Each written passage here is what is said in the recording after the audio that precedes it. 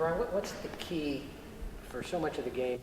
Solid defense, and then obviously the last 8 possessions didn't go so well. What's the key to getting those last 8 possessions consistent with the first 20 or whatever? I think the biggest thing that when we look back at the last, especially the fourth quarter, over the last 3 or 4 weeks, we've been really good at third down. And we gave up. We were right on track going into the third quarter. I think we'd got off the field 7 of 11 times, but the last 7 times we didn't get off. And so being better on third down, better communication, I think at times, and I think just, being able to get ourselves in manageable situations. We weren't real good on first down, obviously, as well, but I don't know if we just didn't execute like we did, obviously, the first and third quarter, and we've had all season. That's something we're addressing. There were at least a couple of times on that last drive where guys were in position to make plays. You dialed in something on 3rd and 2, Rutgers is at the 40, and if they don't get the first down, they're going to have to punt because they're in their own territory.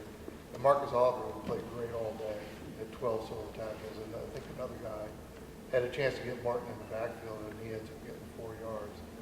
Is that something you can talk to kids about and say, hey, you got to understand the situation in the game and break down and make sure you get a hold of that guy? Well, I think you look throughout that game shoot, there's so many instances where we could have made a stop in the last 20 minutes of that game. So it's hard to look. Certainly there were areas where maybe we downed the ball, make them, eliminate some of those big plays, or we stop them on third down and give our offense, who had done a great job the whole day, the ball back. So, what the approach we took, we didn't spend a lot of time on Rutgers, the video. All right, we're moving on.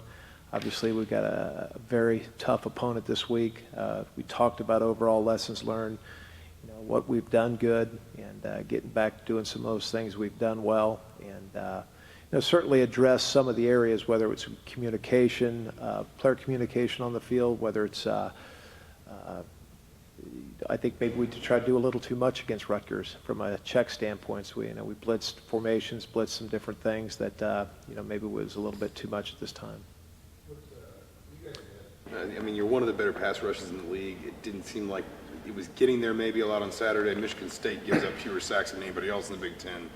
What wasn't working Saturday, and how crucial is it to fix that before you face? Well, I think our blitzes, we didn't get home on our blitzes, number one, and a lot of our pressure this year has come out of 4-man rush. I thought they did a good job. They were getting rid of the ball pretty quick as well. We didn't get him in a lot of situations where he had to hold the ball on third down. He was getting rid of the ball pretty quick on third and medium, third and short. So for us to be able to pressure, and we've got to be in situations where he has to hold the ball a little bit longer, and they did a good job as well up front. I'm going to ask Kevin the same question. One of the top quarterbacks in the Big Ten, if not the country. What makes him so effective, and is the problems a guy like that presents? Well, I think it's very difficult. He does never look like he gets rattled. I mean, people have tried to pressure him, tried to do a lot of different things, and he's a big quarterback back there that makes great decisions. I've been very impressed with his receiver core. Guys that are make tremendous catches. I think they obviously made a huge catch against Rutgers there in the last drive. So guys that are making great catches, and he's got a lot of confidence in his receivers, and he's got an experienced line. So he's a guy as well where he from a run threat, he's ran speed option. He'll tuck it away and run. So I think he creates a lot of problems for a defense. Not had another really good game. Is he continuing to be at least one guy in the secondary you feel like you can count on? He has. I think for sure, had a couple. I think he'd love to have that opportunity at a pick back. I think he's one of the top in the country at pass breakups. We need to, have him finish because he's got great speed. He's got great ball skills, and so I think he's close to be able to make some plays back there from an interception standpoint. But absolutely, he is getting better every week. Michigan did pretty well last week throughout the game.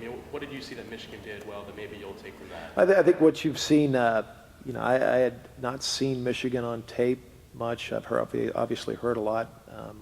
our defenses, our offense had seen them on tape through a little bit this year, but both those programs up front, I think they play very, very hard up front, very, very physical, both Michigan and Michigan State defensively. And so, I think, we've got a very good front as well. So, it'll be a great week for our big guys up front to be challenged, and, we need to play better and play like we have for most of the season up front.